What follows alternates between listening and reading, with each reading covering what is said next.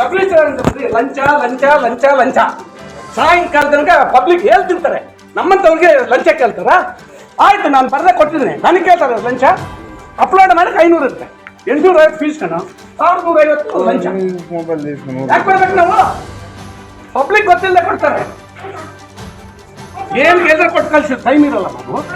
ನಾನು ಹೇಳಿದ್ದೀನಿ ಎಕ್ಸ್ಪೀಜ್ ಅಡ್ಬಂಬಪ್ಪ ನೋಡಿ ನಿಂತಿದ್ದೆ, ಹುಡುಗನ ಕಳಿಸ್, ನಾನು ಯಾಕೆ ಕಳಿಸ್ಬೇಕು? ನೀವು ಯಾಕೆ ಅವ್ನು ಕೊಟ್ಟರೆ ಅಂದರೆ is not the duty of the ಏನೋ sub registrar who is in charge of this office. ಬಂದಾಗೆಲ್ಲ ಕೊಟ್ಟೋಗ್ತಾರೆ ಹುಡುಗರು.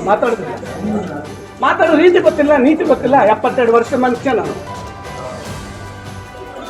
ಸಾಯಂಕಾಲದಲ್ಲಿ ಬಬ್ಬಲ್ಗೆ ಹೇಳ್ ತಿನ್ನೋದೆ, ತಿನ್ನಲಿ, ಕೊಡಕ್ಕೆ ರೆಡಿ ಇದ್ದಾರೆ, ತಿಂತಾರೆ. ಅವ್ರ ಅನ್ನ ದುಡಿಯೋ ರೈತರು. 6 ವರ್ಷಕ್ಕೆ ಒಂದ್ಸಲಿ ಬರ್ತೀವಿ ಇಂಥವ್ರು ನೋಡಕ್ಕೆ. ಏನೋ ಇವಾಗ ಮಾತಾಡೋ ನೋಡಿದ್ರೆ ಏನು ಸತ್ಯ ಹರಿಶ್ಚಂದ್ರನ ಸಾಯಂಕಾಲದಲ್ಲಿ ಎನ್ಸ್ಕೊಂಡು ಹೋಗ್ತಾರ್ರಿ. ಪಬ್ಲಿಕ್ ತಿನ್ನೋದು ಕೊಡ್ತಾರೆ ಅವ್ರು ಪಾಪ ರೈತರು ಕಷ್ಟಪಟ್ಟು ದುಡ್ದು ನೇಗ್ಲುತ್ತು.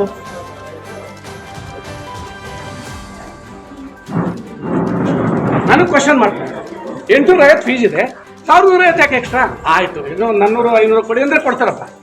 ನಾನು ಹೇಳಿದ್ದೀನಿ, ನಾನು ಎಕ್ಸ್ಟ್ರಾ ಎಡ್ ಪಿ ಮೆಂಬರ್ ಅಂತ. ಯಾರಾದ್ರೇನು ನೀನು ಬೆಳಗ್ಗೆಯಿಂದ ಸಾಯಂಕಾಲ ನಮಗೆ ಕಳ್ತನದಲ್ಲಿ ದುಡ್ಡು ಹೊಡ್ಕೊಂಡು ಹೋಗ್ತೀಯಾ? ಇರ್ಲಾ 2 ಗಂಟೆ ಮಾಡು ನೀನು. ಬಾ, ಮಿನಿಸ್ಟರ್ ಹತ್ರ ಹೋಗುತ್ತೆ, ಪ್ರೆಸ್ಗೆ ಹೋಗುತ್ತೆ, ಸ್ಟೇಷನ್ಗೆ ಹೋದ್ರೆ ಕೇಸ್ ಹಾಕ್ತೀನಿ, ಫೇಸ್ ಮಾಡೇ ನೀನು. ಬೆಳಗ್ಗೆ ತಂದು ಹಾಕ್ಬೇಕು ನೀನು. ಬರಲ್ಲ ನಮ್ಮಂಥವ್ರು, ಬರ್ಸ್ಕೋಬೇಡಿ ಆಫೀಸ್ಗೆ please. Be careful. First you should know how to behave with the professionals like me. Profession ಬಿಟ್ಟು ಬಂದೆ ಪೇಷಂಟ್ನ. ಕಾನೂನು ಕೇಳಿದ್ರೆ ಕರೀತಾನ? ಕಾನೂನು ಪ್ರಕಾರ ಮಾಡ್ತಾನ? ಎಸ್, ಇವ್ರು ಕೇಳ್ತಾ ಇರೋದು ನಿಜ ಇದೆ ಕಣ್ರಿ. ಸಬ್ ರಿಜಿಸ್ಟ್ರಾರ್ ಆಫೀಸರ್ಲಿ ಲಂಚ ಲಂಚ ಲಂಚ ಲಂಚ ಇಲ್ಲದೆ ಯಾವುದೇ ಕೆಲಸನೂ ಆಗೋದಿಲ್ಲ. ಇವರು ಮಾಜಿ ಜಿಲ್ಲಾ ಪಂಚಾಯಿತಿ ಸದಸ್ಯರು ಮತ್ತು ಖ್ಯಾತ ವೈದ್ಯರು ಸಹ ಆಗಿದ್ದಾರೆ. ಚಕ್ರರೆಡ್ಡಿಯವರು ತಮ್ಮ ಸಾಲವನ್ನು ಪಡೆದುಕೊಂಡಿದ್ದಕ್ಕಂಥ ಮಾರ್ಟ್ಗೇಜ್ಗೆ ರದ್ದುಪಡಿಸಲು 850 ಫೀಸ್ಗೆ 1250 ಪತ್ರ ಬರಹಗಾರರು ತೆಗೆದುಕೊಂಡಿದ್ದಾರೆ ಎಂದು ಸಬ್ ರಿಜಿಸ್ಟ್ರಾರ್ ರೇಣುಕಾ ಪ್ರಸಾದ್ ಬಳಿ ದೂರಿದಾಗ ಅವರು ಆರಿಕೆ ಉತ್ತರವನ್ನು ನೀಡಿದ್ದು ಇಷ್ಟೆಲ್ಲ ರಾದ್ಧಾಂತಕ್ಕೆ ಕಾರಣವಾಗಿದೆ ಎನ್ನಲಾಗಿದೆ. ಬೆಳಗ್ಗೆಯಿಂದ ಸಂಜೆವರೆಗೂ ಕೆಲಸ ಮಾಡಿ ರೈತರ ಬಳಿ ಹಣವನ್ನು ಲಂಚವನ್ನು ಪಡೆದುಕೊಂಡು ಬ್ಯಾಗಲ್ಲಿ ತುಂಬಿಕೊಂಡು ಹೋಗ್ತೀರಾ? ನಿಮಗೆ ಬೇರೆ ಏನಾದರೂ ಕೆಲಸ ಇದೆ ಎಂದು ತೀವ್ರ ಆಕ್ರೋಶವನ್ನು ಹೊರಹಾಕಿದ್ದಾರೆ.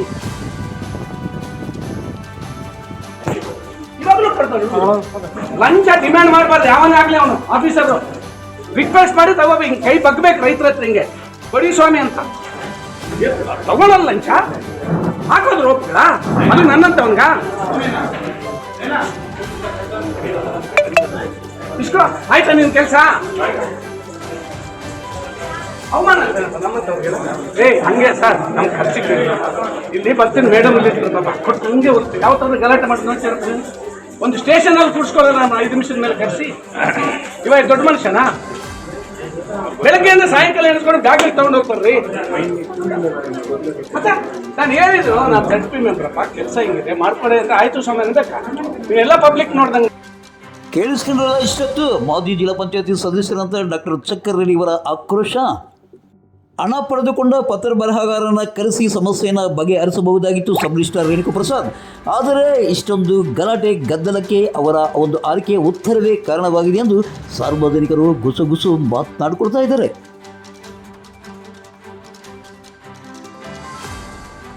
ಕುರಿ ಮೇಕೆ ಆಡು ದನಗಳಿಗೆ ಮೇವಿಲ್ಲ. ಪಾವಗಡ ತಾಲೂಕನ್ನು ಬರಪೀಡಿತ ಪ್ರದೇಶ ತಾಲೂಕಾಗಿ ಘೋಷಣೆ ಮಾಡಬೇಕೆಂದು ಈಗ ರೈತರು ಒತ್ತಾಯಿಸುತ್ತಿದ್ದಾರೆ. ಏನಪ್ಪ ನಿಮ್ಮ ಹೆಸರು? ನನ್ನ ಹೆಸರು ಪಾತಪ್ಪ ಸರ್. ಊರವರು? ಕಳ್ಕೊಂಡ್ಬಿಟ್ಟೆ. ಕಳ್ಕೊಂಡಲ್ಲ? ಸೂರ ಹೊಡ್ಕೊಂಬ. ಇದ್ಯಾವ ಜಾಗ ಇದು? ಇದು ಕೊಡ್ಮಾಡು ಸ್ವಾಮಿ. ಇದು ಕೊಡ್ಮಾಡುವುದಾ? ಹಾಂ. ಹೇಳಿ, ಎಷ್ಟಿದಾವೆ ಕುರಿ? ನಮ್ಮದು 150 ಇದ್ದಾವೆ ಸ್ವಾಮಿ. ಮತ್ತೆ ಮೇವು ಐತಾ? ಏನಿಲ್ಲ ಸ್ವಾಮಿ, ಮೇವಿಲ್ಲ, ಮಳೆ ಇಲ್ಲ, ಏನಿಲ್ಲ. ಹಾಂ. ನೀರು ಎಲ್ಲ ಕುಡಿಯಕ್ಕೆ ನೀರು ಸಿಗುತ್ತಾ? ಅಲ್ಲಿ ತೋಟವ್ರು ಬಿಡ್ತಾವ್ರಿ. ಹಾಂ. ಅವರು ಬಿಡ್ತಾ ಇದ್ರೆ ಅಂದ್ರು ಜಗಳ ಮಾಡ್ತಾ ಇದ್ದಾರೆ ಅವ್ರು. ಏನಂತ ಬಿಡಬೇಡಿ ಅಂತ? ಹಾಂ. ನಾವು ನೀರಿಲ್ಲ, ಏನಿಲ್ಲ ಸ್ವಾಮಿ. ನಾವು 100 ಇದ್ದಾವೆ, ಎಲ್ಲ 120 ಇದ್ದಾವೆ. ಕೆರೆಗಳಲ್ಲಿ ಅಲ್ಲಿ ನೀರಿಲ್ಲ ಸ್ವಾಮಿ. ಎಲ್ಲನ ಬೋರೆಲ್ಲ ಬಿಡ್ತಾರೆ, ಅವ್ರು ಜಗಳ ಬರ್ತಾರೆ. ಹಾಂ, ನೀರಿಲ್ಲ, ಇಲ್ಲ. ನಾವು ಕಳ್ಕೊಂಡೆ. ಹಾಂ, ಏನಿಲ್ಲ ಸ್ವಾಮಿ.